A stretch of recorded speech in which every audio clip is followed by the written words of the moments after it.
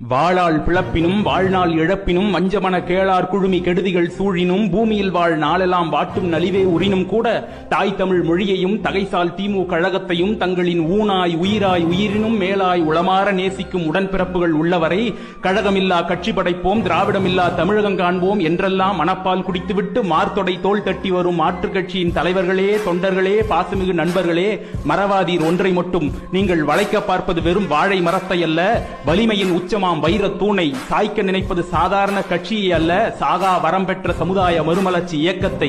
கழகத்தை அழிப்பதற்கு அதிமுக, பாமக, பாஜக, நாம் தமிழர் நண்பர்கள், இன்ன பிற இயக்கங்கள், தினம் தினம் கேலி சித்திரங்கள், வகை வகையாய் காணொளி, பொய், புரட்டு, எத்தனைதான் தடைக்கற்கள் இங்கே.